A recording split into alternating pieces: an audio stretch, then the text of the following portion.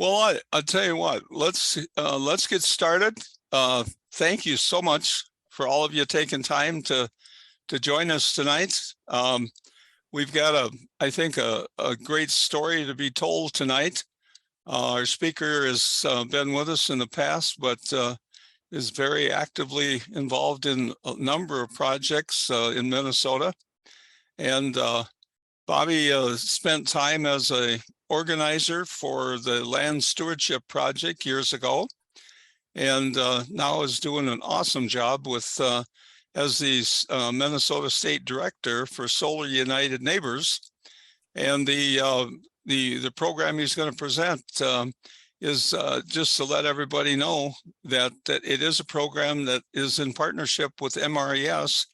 And so if you or your family or friends decide to follow up on this with him, be sure and indicate that it came from the conversation with MRES. So anyway, Bobby, take it and let's hear what's all about Solar United Neighbor tonight. Okay. Great, thanks, Doug. I'll share my screen here.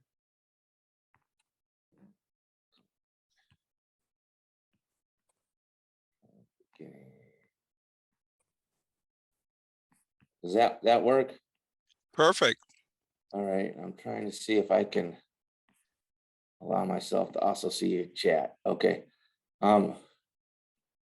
Yeah, I can't really see the chat, so I don't know if someone else can monitor the chat if we get some chat going on that people want to ask questions. Do you, so, Bobby, do you prefer if people raise their hand to ask questions along the way, or do you want to wait till the end?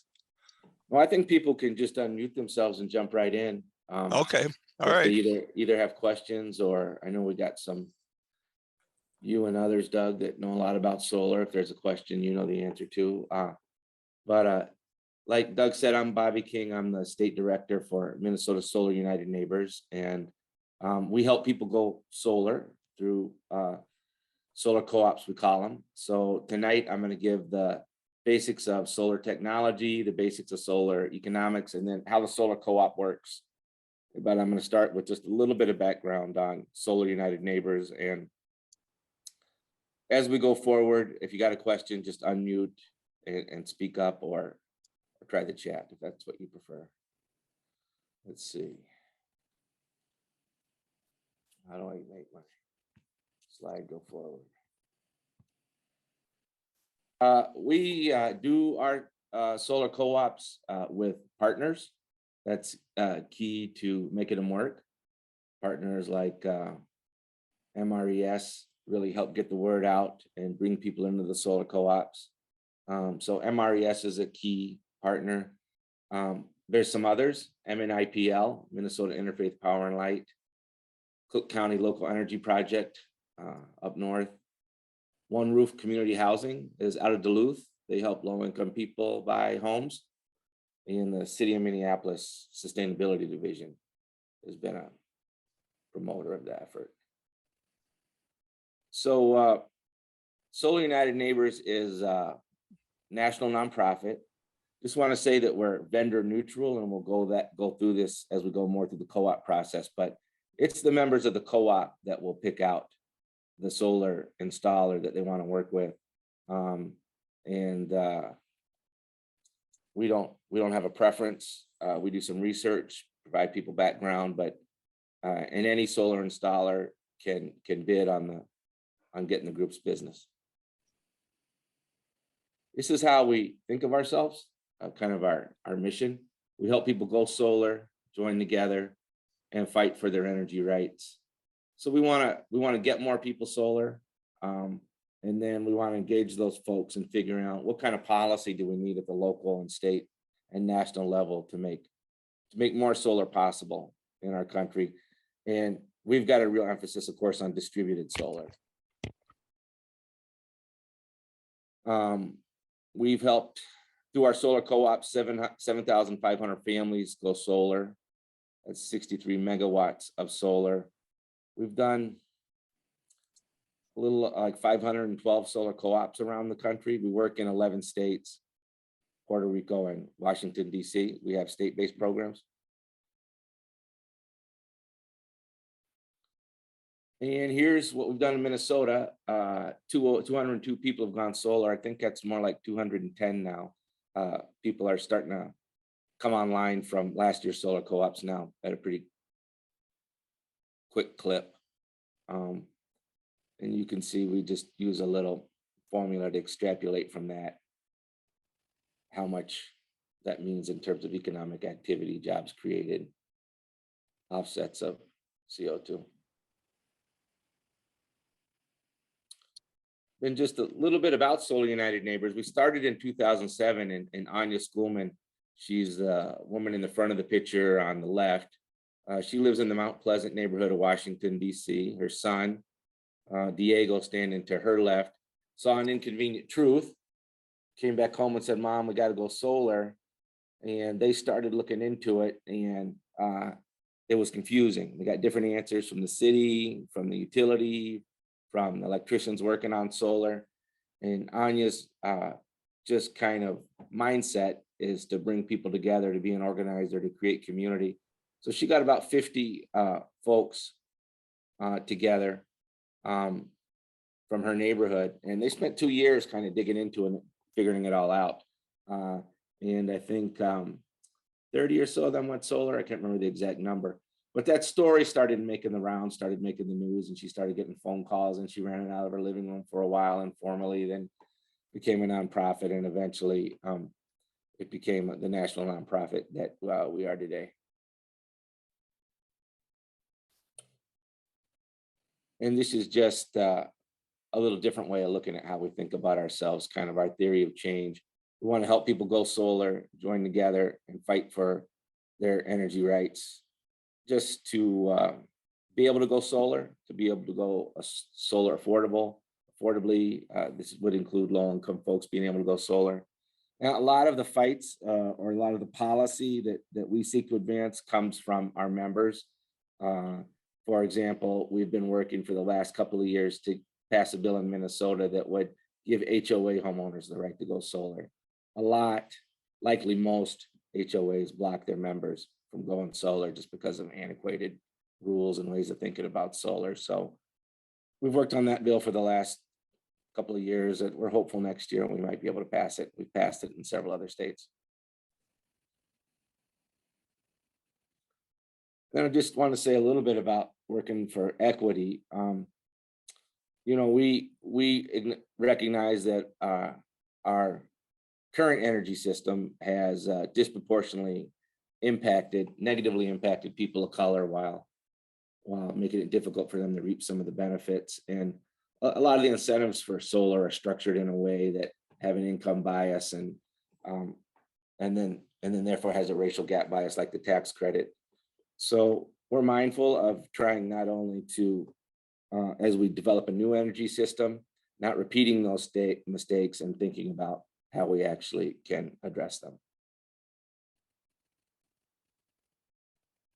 And then here is the kind of outline of the talk tonight: the basics of solar technology, solar economics, and then how the solar co-op works.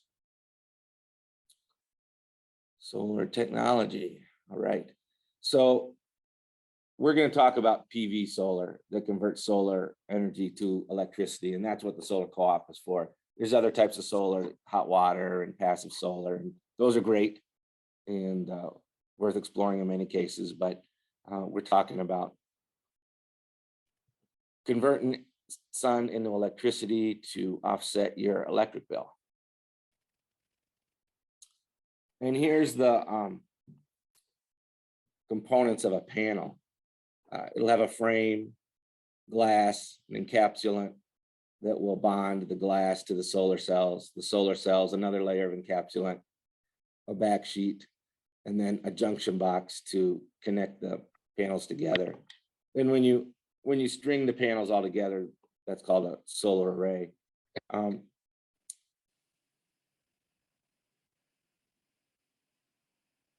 The next component is racking, and they're really the racking for solar arrays are really well developed now. It's a very mature industry. They're constantly testing, updating, upgrading. No installers getting up on a roof and figuring out as they go anymore. This asphalt roof, you know, you could see how they put in with flashing, and I know there's some anxiety about roof leaks, but it's not a very common occurrence anymore. You think about all the vents you have on your roof, and it's just adding some more points like that on your roof if you have asphalt. But there is a solution for almost every type of roof. Bottom left, you'll see clamps on a metal seam roof. Metal seam roofs works great for solar. You don't even have to penetrate the tin roof. Ballast system for flat roofs. But any type of roof you have, there is an industry solution for it that's ready to go in 99% of cases. There's on a flat roof, a system there, an example of that. And then of course, ground mounts, which can be a great way to go. You can orient the panels just exactly the best way. It's easy to get the snow off. There's just a little more upfront cost with the frames, with the cost of the steel.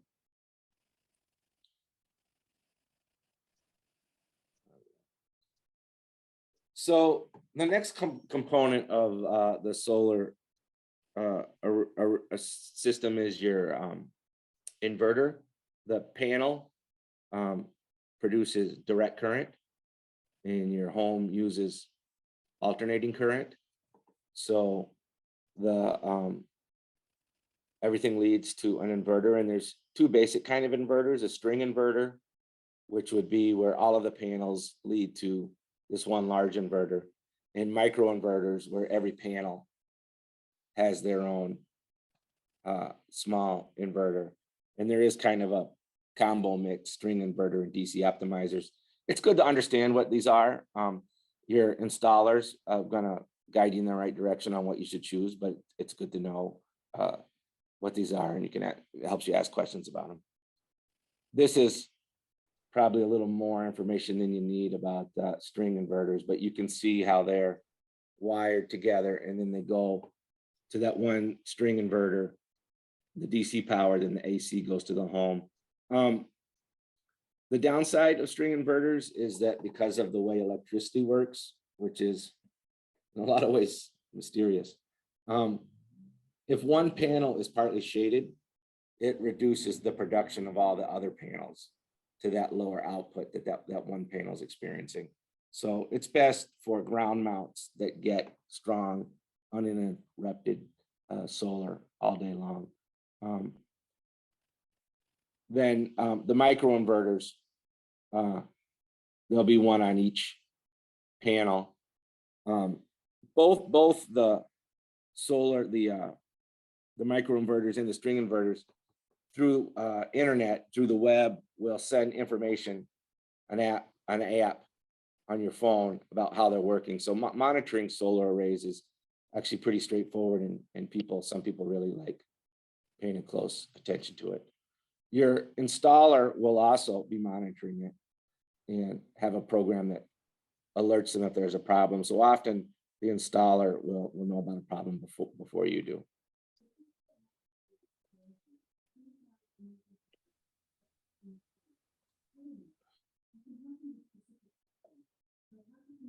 Sorry, my Alexa's asking me if I have an emergency situation for some reason.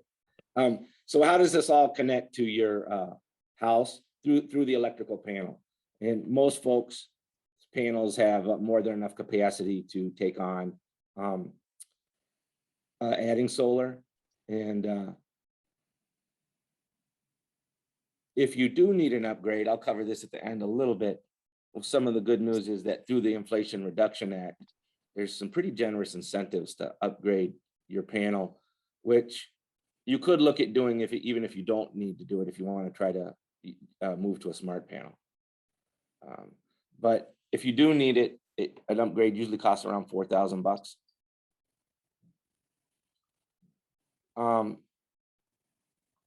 And here's just the two pieces of terminology that you should make sure you understand. They're a little bit confusing, but they'll help you a lot if you just uh, know what they mean and use them correctly. So kilowatt is the size of your system. It's the power of your system, like a 60 kilowatt light bulb. Kilowatt hours is a measure of use of that power or energy. So 1,000-watt light bulb, if run for an hour, would use 1 kilowatt hour. Your electricity bill is in kilowatt hours.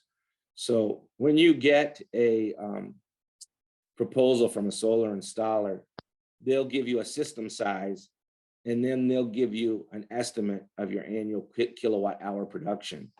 And that will vary based on shade, the orientation of your roof, the power of the panels, and a few other things.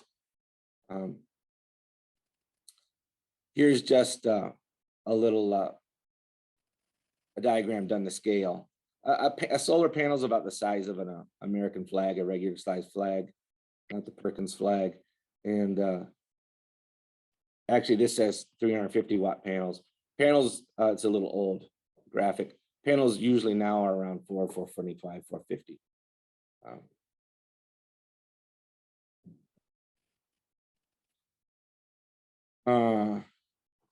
So just a quick review. On your roof, you've got your solar array that goes to the inverter, which converts that direct current to alternating current. That'll go into your electrical panel. And electricity wants to be used. So anything you have on that needs it, it's going to go there, and it's going to displace power you would have taken from the grid. Now, the power that you don't use goes back on to, goes through your utility meter and onto the grid, and it will go to your nearest neighbor who needs power. So a lot of people think about solar as being a little more energy independent, but it's also about creating more energy independence. I mean, one of the things Solar United Neighbors believes is that we're going to have a stronger, more resilient, and more democratic grid if more people are producing their power close to where they use it, using what they need and sharing what they don't. That's the direction we think we're going to have to go in to meet the climate crisis. That's the direction we need to go in to more equitably distribute the advantages of being able to produce your own power. A lot of utilities, and especially investor-owned utilities, are not excited about that idea. So there's a discussion and a work going on to move things in that direction.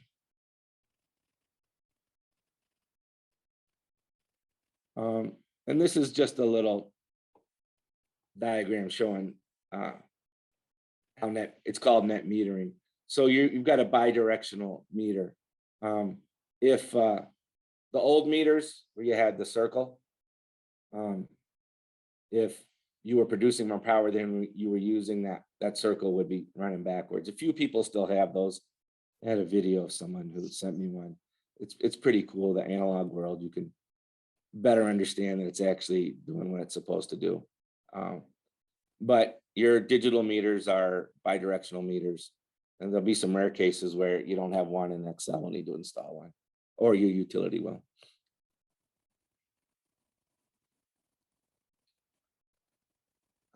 Let's see.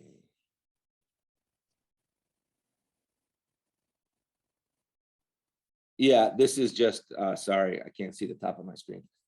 This is just an example of how net metering looks like on your bill. The one thing to keep in mind with net metering, the biggest confusion people have is you'll get from your app on your phone, you'll see how much electricity you produced.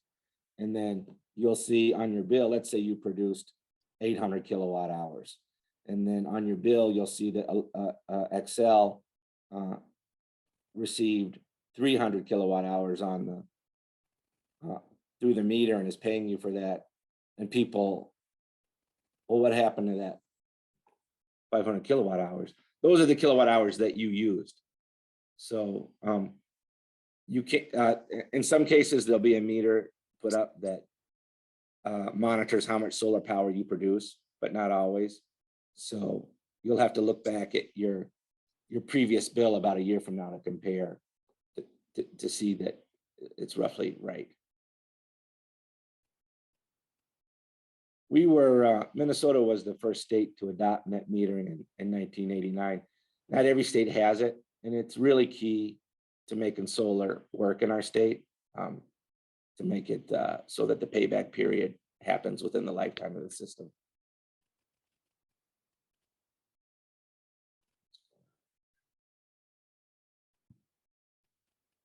All right.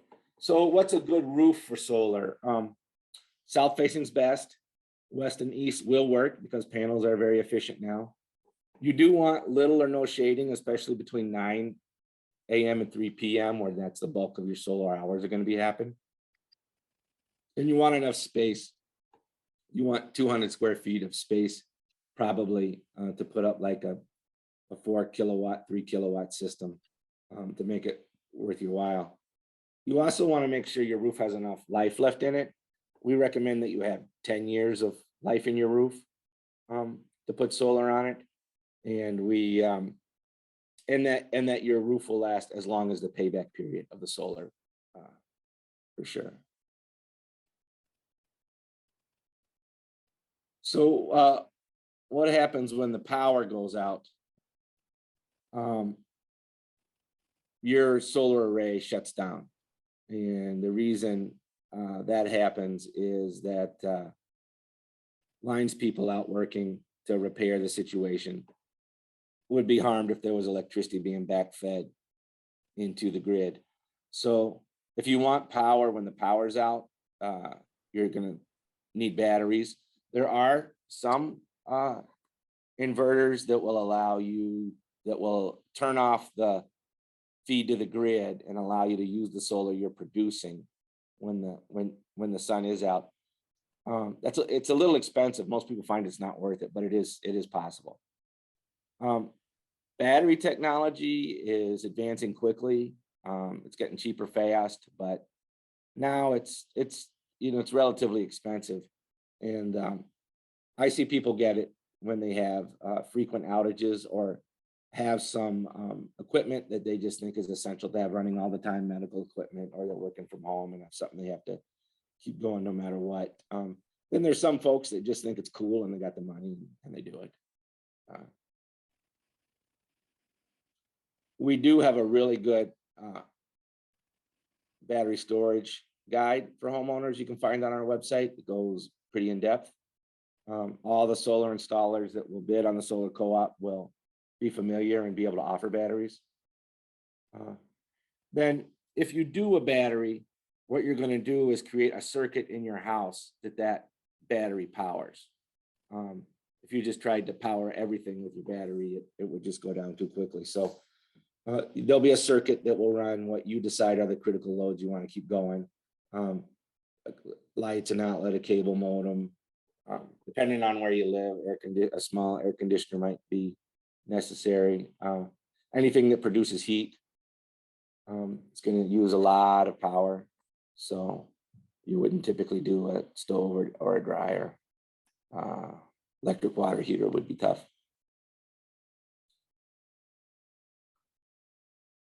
Was there a cost on there? That slide is missing. Usually batteries will run you about 1/3 more of the cost of the solar, somewhere around there. We used to have a slide up for that, but it's missing. Here's some frequently asked questions, and I'll stop and answer any more. So warranties, panels have 2 warranties. They have a production warranty, which is typically 25 years, and it runs between, low 90s to high 90s usually. So if a panel has a production warranty of 93%, it will mean on the 25th year, it will produce as much power, 93% as much power as it did on day one. So you'll have lost 7% of the capacity of that panel. So they're a product that manufacturers feel good about. Warranties for defects in the panel, product warranties are like 8 to 12 years, usually. Inverters usually run 8 to 12 years. Homeowners insurance. It seems like folks, you want to check. Some homeowners insurance will try to raise your rates, others don't. There's a few I've been told that have incentives, but it's something that you'll want to check into before you get too far into the process, what your homeowners insurance requires. And if they're going to jack your rates up, looking around is always a good option. Maintenance, there are no moving parts on solar panels. So there's nothing for you to get out and make sure it's working. The app on the inverters lets you know the status of your panels. Snow, a lot of folks want to get snow off right away. Usually what people find is that the first couple of years they'll do that, and then they'll just notice that when they don't do it, they lose so little production. I mean, we just don't have that many sun hours in the winter, and it's the daylight, it's the summertime where you're really going to be cranking out your solar.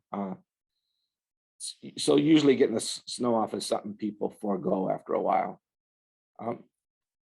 How long the systems last, you know, the warranties, the production warranty is 25 years. We're still seeing this first wave of panels, you know, are still in place. So we'll see what happens when many of them get to 25 years. The breaker panel upgrade, Patrick asked about. Well, if your breaker panel is maxed out, if you go to your breaker panel and you see there's no empty circuits that you could add, it might be maxed out and you might need to upgrade the size of your panel. The solar installer will know that. It's also, if you're thinking about electrifying more, adding a stove, solar water heater, and you know you're gonna have to upgrade your panel as a part of doing all that, it might be a good time to do that when you've got the electrician there. And I'll go through it in a little bit later. You can tap into some pretty good upfront payments and rebates that are part of the Inflation Reduction Act. HOAs, if you're in an HOA, that can be tough. I'll work with you, try to persuade them to let you go solar. They can say no, they often do. We had some success. It takes time, but persistent homeowners can often get them to adopt some rules. Case by case basis now, we're hoping to get some state standards on that. In historic districts, yeah, I've never been able to get some solar through historic districts. I think it's possible, but only tried once or twice, and the homeowner kind of gave up. Any other questions on the technology or? All right, I'll keep going here. So the economics of solar, just how to think about what it costs and how you're gonna, how it can pay for itself over time. So you'll see the costs have just plummeted. It's a big industry now. There's many quality installers. There's many people, many different companies producing the components. There's good competition. And the Inflation Reduction Act just moved the solar investment tax credit to 30% of the cost of the project.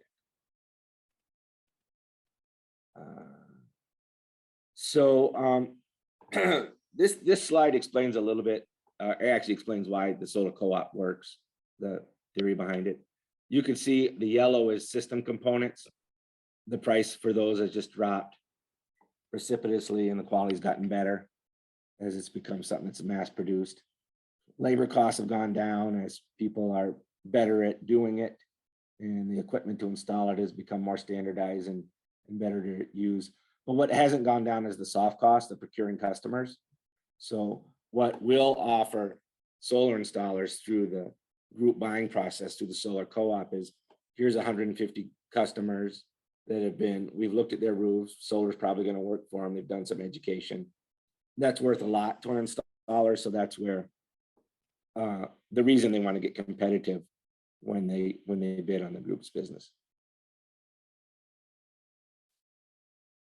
So here's the federal tax credit, which the Inflation Reduction Act, it was going to go down to 22% and then disappear. But the Inflation Reduction Act bumped it back up to 30%. Then until 2032, then it goes 26% and 22%. We were working to get a direct pay option, meaning that if you didn't have enough income tax owed to use the credit, you could get a direct pay. So it would work better for low-income homeowners. We didn't get that. There is direct pay for nonprofits and government buildings. So it makes it a lot more attractive. Solar now is a lot more attractive for churches, nonprofits, and any government building or school. They get the 30% cash back.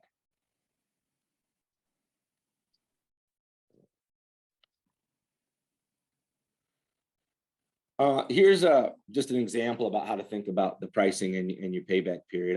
We'll just look at the 4 kilowatt, and these are kind of some back of the envelope numbers. A lot depends on your situation, your home, as to exactly what the numbers would be. But you take a 4 kilowatt system at $320 a watt, which is it's a good back of the envelope number to use. It would be $12,800. 3,840 back on the tax credit. So you got your net cost there at 8,960. Then the minute you turn it on, it's generating electricity that you're either using and displacing what you would be paying, or that you're selling back to the utility. So the minute it's on, it's generating income. This would generate about $646 a year. So the estimated 10 years of savings, that's assuming a modest cost escalator over those 10 years. Xcel has got some pretty dramatic cost escalators they're proposing now to the PUC. We'll see where that all lands. And then you'll see that the net profit for this system would be 19,406. We didn't figure out the payback year, but my guess is that's going to be around 14, 15 years. Most installers will include on your proposal, and I can help you figure out if they don't, what year the array will pay for itself. And this is without any incentives. So we'll go through some incentives that are available. This is the same chart with basically with a loan. The point of this chart is, I think, pretty self-explanatory. It will work with the loan. You just don't make as much money over the 25 years. But it can often work, and there are many different loan products foregoing solar. It's an area where lenders have realized it's a good space to be. People are wanting to borrow the money, they're paying it back, and there's some pretty competitive money to borrow geared towards solar. This is the same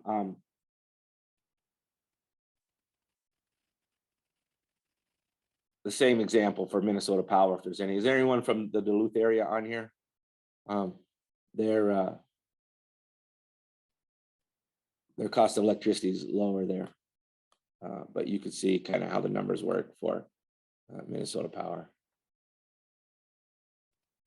And that's, again, just the financing, that it will work. You just won't see as great of a return. So I just wanted to go through some of the grants and incentives available. So if you are in a rural community and you, and that's almost anywhere outside of the Twin Cities, as far as the federal government's concerned, the Rural Energy for America program can cover up to 50% of the cost of the project. That was 25%. The IRA bumped it up to 50%. The Department of Ag has a livestock loan. Sorry, it says loan. It should say grant program. That livestock producers and then business owners can use accelerated depreciation. So solar for small businesses is often very, very attractive, even if you can't get the REAP grant. The incentives work better for you. I just think of solar's the incentives in 2 different buckets. So you've got upfront incentives that you'll get Usually they're not paid out until the solar's installed and paid for, but you'll get them on the, you'll get them. There's other incentives that accrue over time that you're paid based on how much solar power your array's producing.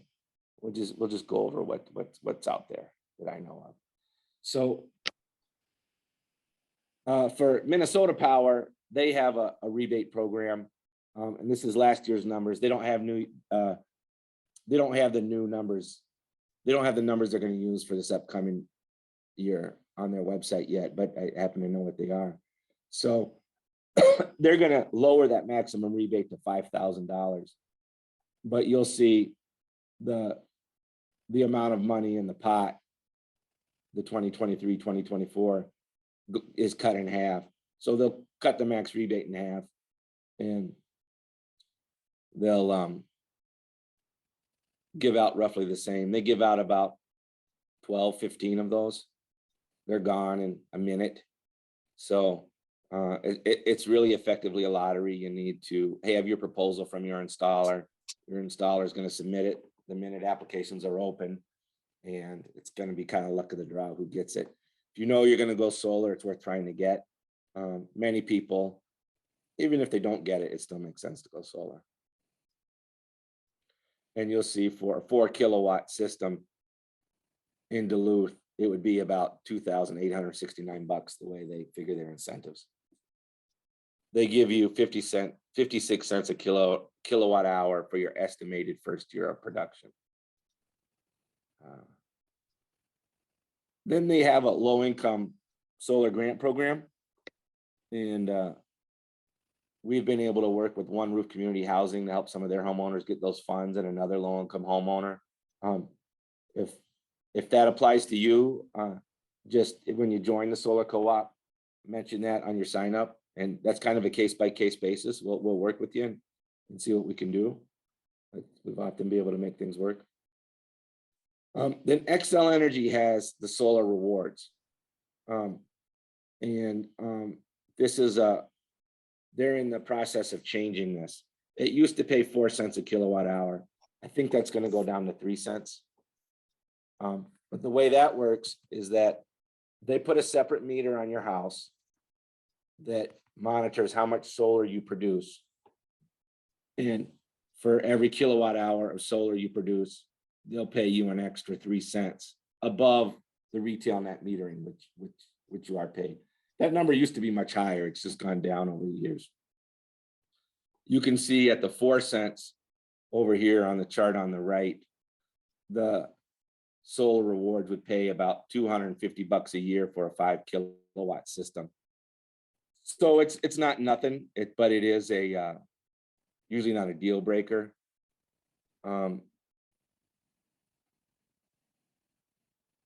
So Lois Asher's asking, how big of a system will she need to handle a 600 kilowatt hour per month? You know, I really don't know how to work backwards on that very effectively, and it really depends on, you know, how your roof orientation is. If you want to join the co-op, or if you want to just send me an email, I can do a little more following up with you on that, Louis. And I'm going to talk a little bit more about sizing your system in a second. The one thing to keep in mind is to get the solar rewards, you have to agree to limit the size of your system to 120% of your annual usage. If you have a great roof for solar, you know, it might make way more sense to put up solar that produces 200% of your annual usage. And so you'll make more money, you'll produce more solar, and just that little bit of money that Solar Rewards pays you is not worth limiting the size of your system that way. Sometimes solar installers forget that. They just go with the 120. It's just kind of been ingrained into them. But it's something to be sure and think about. And in terms of sizing your system, since Lois, you asked that, I think you need to let your installer know what your goal is. Because you're paid for the electricity that you don't use, oversizing your system is fine. You're putting more clean renewable power on the grid. Some people, their goal is, I want to produce as much solar power as I can. I don't care if it's the most cost-effective size. I want as much as I can do. I've seen that many times. Other folks want the most effective payback period.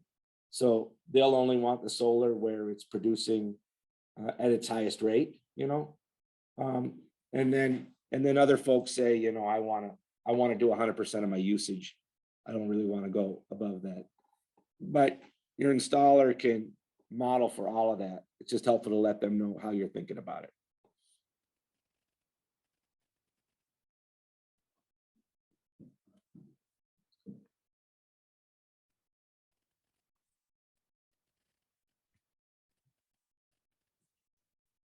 Yeah, Jim Young asked about a solar garden with a group of neighbors. I don't think it's possible. There is community solar in Minnesota, and my home's not suitable for rooftop, and I subscribe to a garden. There's a group in the Twins. Well, MRES has community solar. I don't know that you have any subscriptions open. Cooperative Any Futures has a really cool program where it's a true cooperative. So you're an owner member of that solar garden. If you go to our website, we have a tool that will help you find if there's any open gardens in your community. Let's see, is there another question there? Bobby, MRES should next year be able to start offering some more, but it'll be for low income folks. So okay. Yeah, the problem now is that a lot of the substations are at capacity, and Xcel is really dragging their feet on A, improving the grid, and B, doing the studies needed to move these things through the process. There's a lot of community solar in the pipeline, but it's moving pretty slow, unfortunately. If you live in Minneapolis, we will apply for and most likely receive green cost share funds for members of the solar co-op. This is a program that the city has to encourage solar. It pays 20 kilowatt an hour for your estimated annual production for anyone. And it pays a larger 35 cents a kilowatt hour for your estimated first year annual use for homes in a Minneapolis green zone or low income dedicated home. That for us, that's the City of Lakes Land Trust. We partner with them closely and do work with their members to get them into the solar co-op. So here's how that works. Here's the green zones. So there are areas of the city that the city determined are disproportionately people of color living there at a disproportionate rate to the rest of the city, and the pollution impacts there are also disproportionate to the rest of the city. So it's an area of the city that the city wants to put some more resources into cleaning up the air, cleaning up the soil, and providing opportunities. So the challenge for us as the solar co-op is we have to get one person that lives in the green zone or one land trust homeowner for the next 4 people to get the green cost share. So far, we've been able to do it every year. There's no guarantees, but we've made it work so far. Here's what the green cost share would get you if you were not in the green zone and you had a 5 kilowatt system. It would get you about $1,250. So that's going to give you some idea about the kind of savings you might be able to achieve if we can make the green cost share work again. Bobby, there was a question. Is there anything in St. Paul like that? No, there's not. Yeah, and I've just had a few casual discussions with counselors, but you might want to call your counselor and say, I mean, it's always easy to copy, you know, they can copy that program, but I'm not aware of anything in St. Paul like that. Now, the other thing that Excel has is a low income solar incentive. So a lot of retired people fit into this category, and the criteria is qualification for energy assistance. So it's a 3-month look back on your income. So if these numbers are, if you're around these numbers and you might qualify, $2 a watt is pretty healthy. You know, it's usually more than 2/3 of the cost of the solar. I think these numbers are going up, that they're going to adjust these numbers to the average median income, make it 50% of the average median income, which I think will be higher numbers, but that's to be determined, as I understand it. Here's just a little bit of some rough numbers of if you did qualify for that, what your array cost might be. So you do, if you had a 5 kilowatt system at 314 a watt, that'd be $15,700 cost. You'd produce 6,250 kilowatt hours roughly. The Minneapolis Green cost share would get you 2,187. That solar rewards would get you 10,000, and then your out-of-pocket cost would be $3,513. We've been able to find some other grant money sometimes. We're always looking, and sometimes it's worked, sometimes it hasn't. But I do know that there's always people that are surprised they qualify for that energy assistance, and it also pays for a healthy portion of your energy bill, and the funds are never tapped out, so there's no reason not to use it. It's not like if you use it, someone else is not going to get it. Then loans. A lot of installers offer some good loan products. You know, when they bid, we'll ask them what they offer and we'll dig into them. Home equity line of credit, people often use, though those numbers have gone up lately. Then let me flip here. Here's a few local products. The Lending Center at the Center for Energy and the Environment does loans. I use them to insulate my home. They have all kinds of energy efficiency loans. Affinity Plus Credit Union and Howard Credit Union have a program. Solar Loan, Members Cooperative Credit Union in Duluth. But if you go to our website, solarunitedneighbors.org/financing, there's a list of national options. Scroll down, make sure you click on Minnesota. You'll see some Minnesota options. There's a lot of options and they're competitive. So if what the installer offers doesn't look good to you, it's really worth looking around and finding something else. There's some savings to be found there often. All right, how these solar co-ops work. So why do people choose to go solar through a co-op? And let me just say that this was started on the East Coast, where there aren't that many real co-ops. And if it had started in Minnesota, we probably would have come up with a different term. It's not a legal entity. It's a group of people that we bring together for the purpose of getting competitive bids and doing group education and some, you know, getting together around going solar.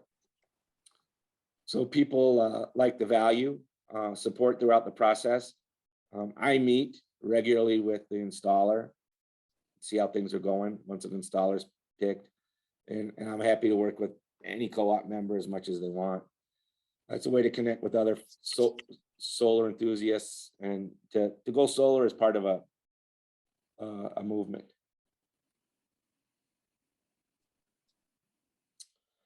Here's kind of the steps. So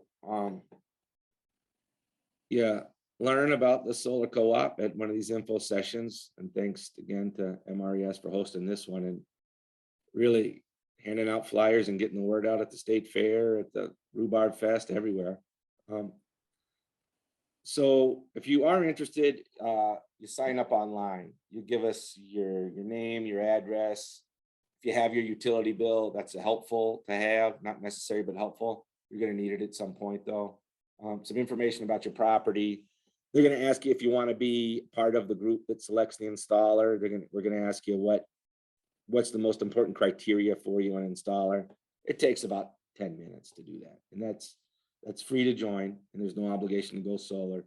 Then what we do is our staff will do a satellite review of your property using Google Earth and say, you got a great roof for solar, you got probably an okay roof for solar, or we just don't think you're gonna work for solar.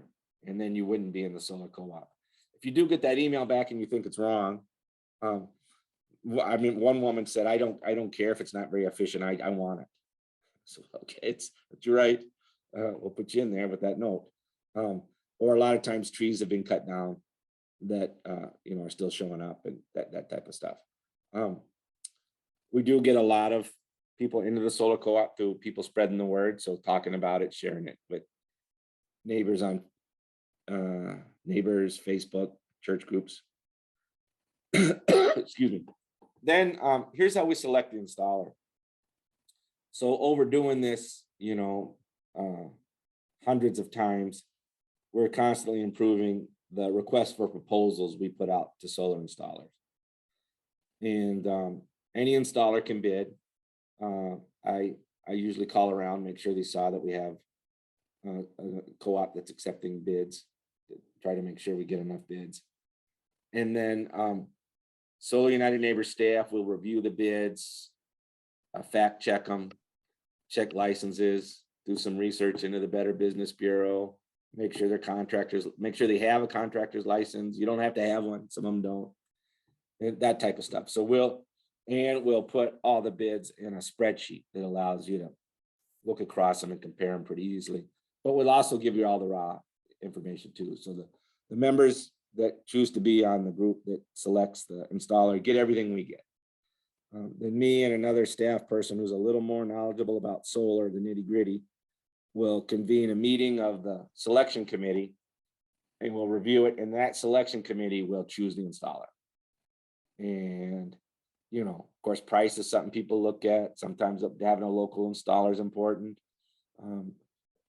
Some folks value highly giving a woman or minority or veteran-owned installer a little leg up. So it's different from co-op to co-op, but the members on the selection committee will have the breakdown of what everyone that signed up, what they indicate is important to them to help influence the decision. Now, that installer signs an agreement with Solar United Neighbors, and they're agreeing to give everyone on the solar co-op a proposal.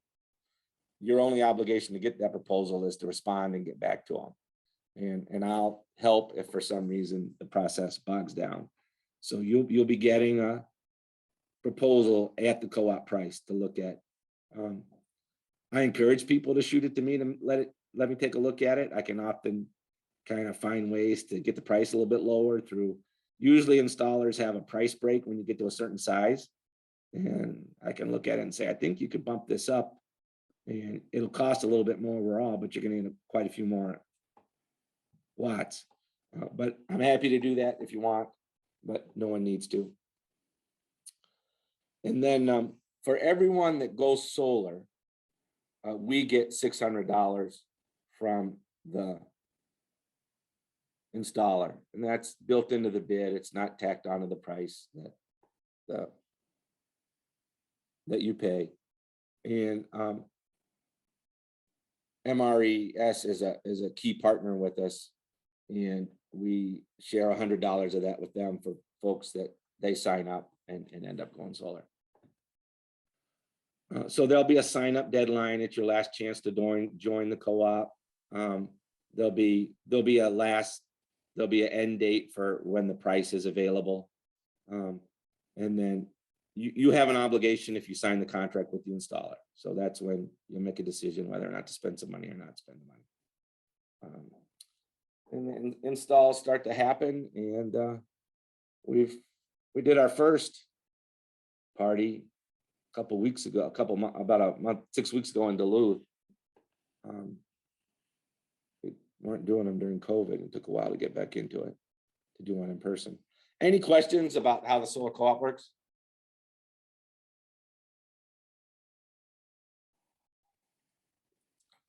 Patrick, you still here?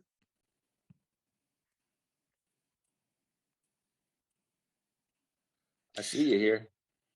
Bobby, well, Patrick's coming online. Are you getting in your co-op groups? Are you getting any farmers involved in that program? Yeah, good question. So, I was we- on mute, Bobby. Sorry about that. oh, yeah, I wondered Patrick's past solar co-op member, and you've got the solar on your roof. You got anything to add about how it works or what your thoughts are?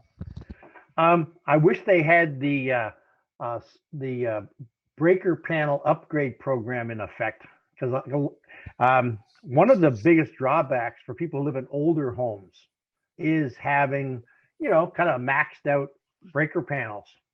And the new, what do you call it? The IRA program. Yeah, you can get that money still. Yeah. So I would be, I'd love to get that upgraded, especially if, because I'd like to get an electric car as well as my solar power.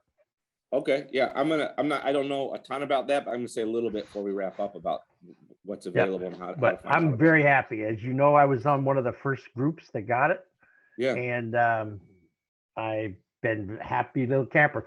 I unfortunately lost all my shade trees. Just to give a little background, I would have gotten Mhm. solar years ago, but with the ash borer beetle, all of a sudden my house was a prime candidate for solar.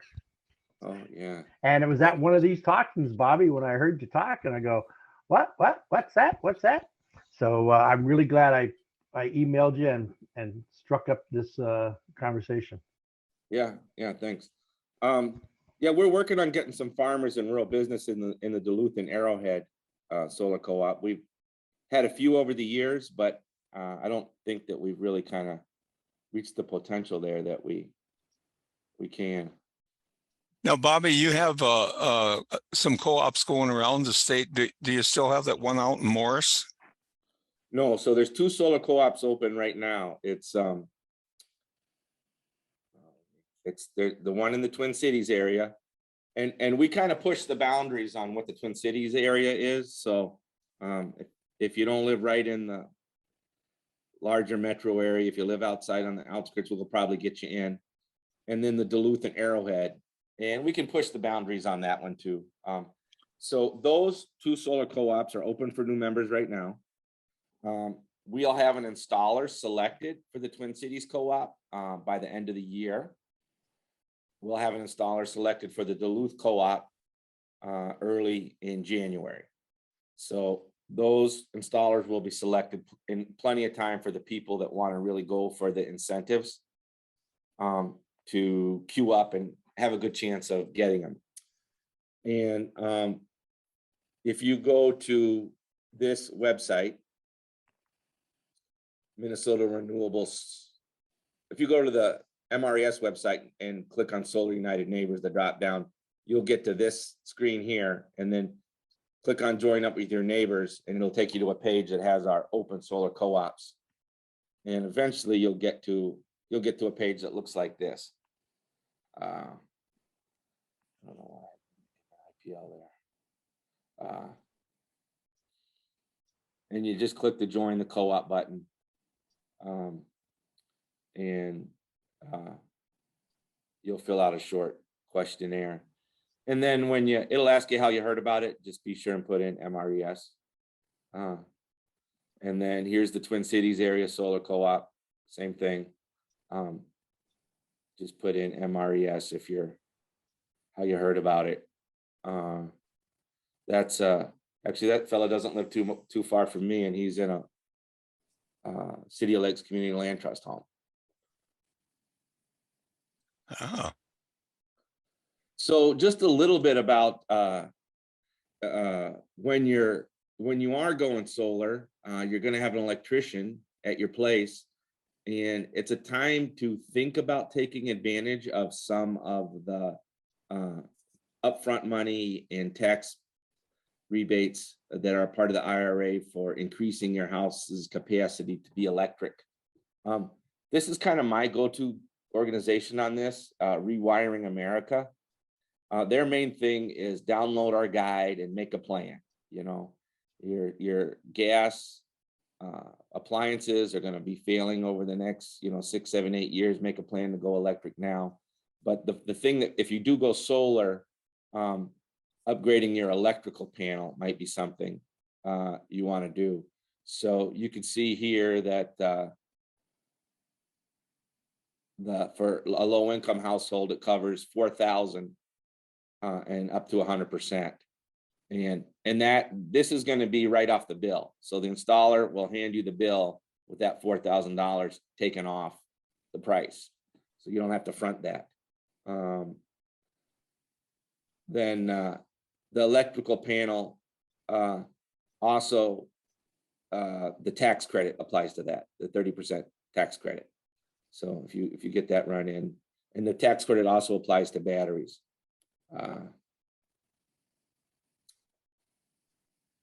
And then an EV charger, you can get a tax credit if you live in a rural or low income community.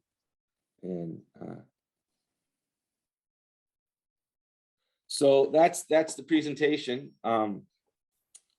There's my contact info. My phone number is on the website, and I'm happy to talk solar with anybody. If you want to, if you're going through the process and have questions. How do I? There we go. Any last thing folks want to ask about or know or share? Ellie, can you see anything in the chat that hasn't been covered? Okay, hold on, let me see. I think he got them all, but if anyone put anything in the chat and it didn't get answered, feel free to unmute yourself and ask.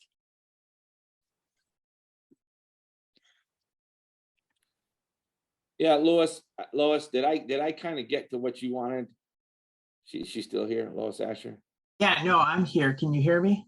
Yeah. Does that kind of answer your question, or are you still kind of? Well, yeah, pardon my ignorance. First of all, I came a little late. I was tied up. When you talk about a 4K or, or watt or an 8K, how does that translate to my situation?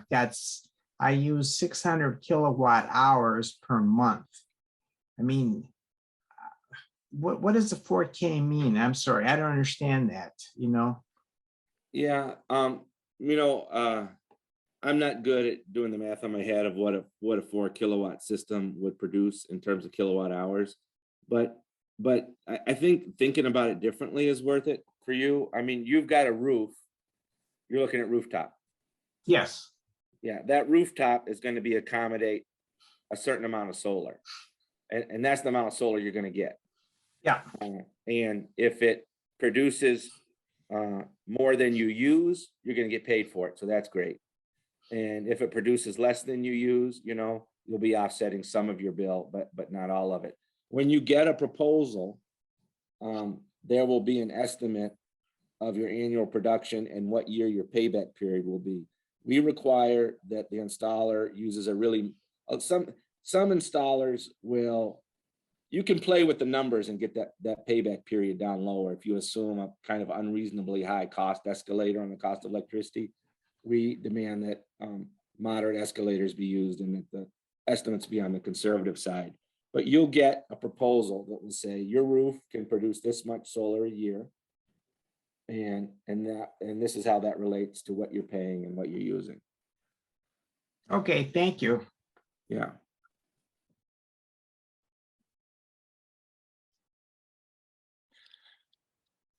Bobby, have you seen anything at all in the new legislation that will change any of this that you know of?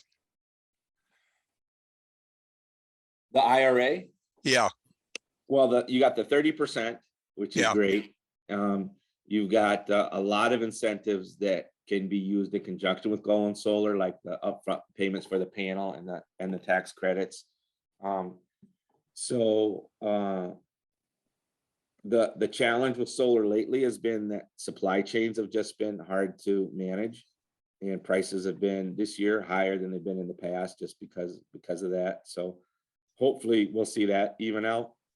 One exciting thing about the IRA, it's going to take time, but they are putting a ton of money, I mean, tens of billions into moving more solar production into the country, just for the jobs and the more certainty. But no, I think the main thing for homeowners is the 30%, and then some coverage of related upgrades that might be needed, including the electrical panel. Yeah. And there's stuff for electric water heaters too, if you want to do that at the same time. There's a lot in there, and that Rewiring America will walk you through it all. Well, this has been very informative. Your presentation, I thought, was great. Really laid it out there, so most of it's really understandable and how it works and everything. Any other final questions before we close this off? Bobby, it's Chris. Can you hear me? Yeah, hi, Chris. It was, I just why I did not know this, I'm surprised. But when you said you don't have to stick with 120% of your load, Yeah. Rule, I thought, oh my God, I've been telling everybody at the state fair that. I talked to a lot of people that went solar and were like, what, you mean I could have gone larger? And I'm like, yeah, it's just, Excel kind of wants you to think that's the limit. And that incentive used to be 25 cents, 22 cents. So it really was hard not to use it, but now it's so small. Well, I guess what I've been telling people, I talk to, what do we talk to? A couple hundred people a day over at the fair, and I've been telling them 120%, you can go more than that, I say, but you won't get paid the full price for your solar. That's what I say. How much of a lie was that? Well, you still get the net metering rate, which is the retail rate, but you just Okay. don't get the solar rewards. Sort of solar rewards, yeah. The extra incentive, you don't get that extra. Right. pay. Yeah. Right. So it was Kind of a lie. It was semi-accurate. Hopefully, the installer they choose to work with. can help them Yeah, parse through that, they're not but- going to listen to me for the final word. Well, the other thing is that Excel, I think, wasn't it, Bobby? Was it last year? They by June, they already had used up all their money in the Excel program. Yeah, so they had 10 million last year. They used it up by June. We had legislation all ready to go to re-up that to 10 million. And then the Senate just sat on it and didn't move it, and it died along with a lot of other stuff. So this year there's only half the amount. There's used to be 10 million a year was in that pot. Now it's 5 million. They're reducing the incentive down to 3 cents, I think. But yeah, it's very likely it'll end up going quicker this year. It also applied at the co-ops. I know I'm in Dakota Electric, and they used to offer $4,000, and I think they're down to $500 now on their program. I mean, and their explanation is that, well, we'll lower the individual money for everyone, and that way more people will be able to get something at least. And I mean, there's some truth in that, I guess, but it's getting to be too darn popular. Yeah, just- yeah. Let me finish something up there. So for with the net metering, and let's say you do 150% of your usage, they will still buy your excess power at the retail rate, even if you are over that 120%. In Minnesota, you get net metering up to 40 kilowatts. Okay. Right. Right. Excel pays retail. Rural electric co-ops, their numbers vary, but it's roughly retail, but the numbers vary. You gotta get with your co-op. But yeah, you get that up to 40 kilowatts. What I'm hearing is that, I mean, there's an opportunity if your house happens to be well positioned and this and that, you can turn your house into a mini power plant. Absolutely. Yeah, absolutely. Yeah. That's very unusual, by the way. I don't think that's prevalent across the country.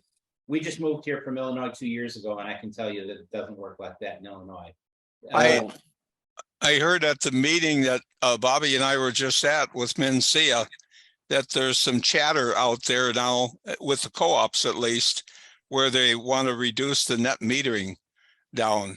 And you know, and you're right, a lot of states out there, MRES is part of the chapter of ACES. They got 42 chapters around the country. And a lot of places are just fighting like crazy to try to get net metering. So we in Minnesota have been very, very lucky for a number of years to get what we get. So I'm hoping the co-ops do not get that changed.